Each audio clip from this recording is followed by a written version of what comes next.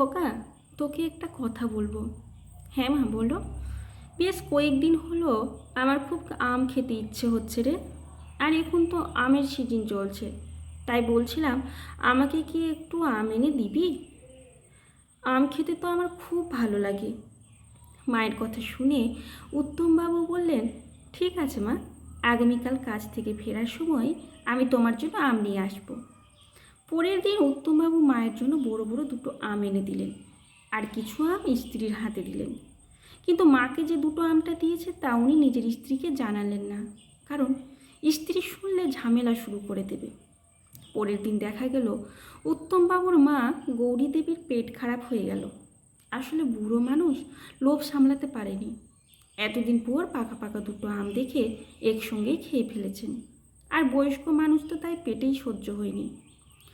উত্তমবাবুর স্ত্রী সোমা আমের খবরটা জানতে পেরে গৌরীদেবীকে উদ্দেশ্য করে বলে, সারাদিন তো শুধু খাই খাই, বয়স হয়েছে, খাওয়া তো আর কমলো না।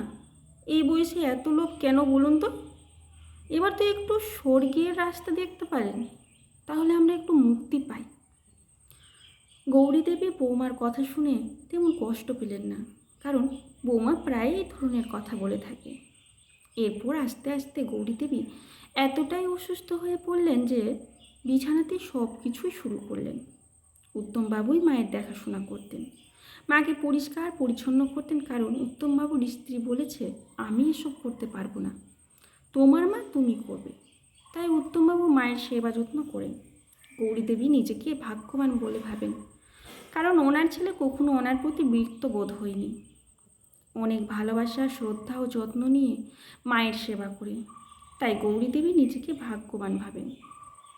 এইভাবে কেটে যায় 15 দিন, কিন্তু গৌরীদেবী আর সুস্থ হচ্ছে না, বিছানা ছেড়ে আর উঠতেই পারছেন না। একদিন উত্তমবাবু মাকে বললেন, তোমাকে আম এনে দেওয়াটাই আমার সব থেকে ভুল হয়েছিল। তোমার বৌমা আমাকে মানা করেছিল, কেন যে আমি তখন তার কথাটা শুনলাম না। ভালো লাগছে না, তোমাকে সেবা করতে করতে আমিও অসুস্থ হয়ে পড়েছি, ঠিক করে খাওয়া দাওয়া করতে পারছি না। গৌরীদেবী এই প্রথম দেখলেন ছেলে তার প্রতি এতটা বিরক্ত, তাই মনে মনে খুব কষ্ট পেলেন। আর বললেন, আমি তোকে তো পরিষ্কার রেখেছি, 15টা বছর, 7টা বছর তো আমি তোর পায়খানা প্রস্রাব পরিষ্কার করেছি। কই আমার তো তখন বিরক্ত লাগেনি? কই আমি তো তখন অসুস্থ হয়ে পড়িনি? আর আজ এই কয়টা দিনে তুই আমার প্রতি এত বিরক্ত খোকা? আমি বুঝতে পারিনি রে, তুইও বৌমার মতো আমার প্রতি এতটা বিরক্ত। আমি তো তোর মুখটি বেঁচেছিলাম রে, তোর মুখে মা ডাক শুনলে আমার খুব ভালো লাগে। যাক, সেসব কথা আমি সবসময় চাইবো তুই ভালো থাক। আমি আশীর্বাদ করি তোর ছেলে মেয়ে যেন তোর সঙ্গে আমার সাথে হয় এমন ব্যবহার না করে। 2 দিন পর গৌরীদেবী মারা গেলেন। উত্তমবাবু তখন মায়ের শেষ কথাগুলো বারবার মনে হতে লাগলো। তখন তিনি মৃত পায়ের পা ধরে ক্ষমা চাইতে লাগলেন।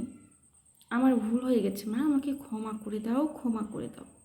আসলে মায়ের ঋণ কখনো শোধ করা যায় না, তবু আমরা অনেক সময় অজান্তে রাগের মাথায় মা বাবার সঙ্গে অনেক খারাপ ব্যবহার করে ফেলি, যার জন্য মা বাবা অনেক কষ্ট পান। তবুও মা বাবারা কখনো আমাদের খারাপ চান না। তাই আমাদের সবার চেষ্টা করা উচিত আমাদের সামর্থ্যের মধ্যে মা বাবাকে ভালো রাখার।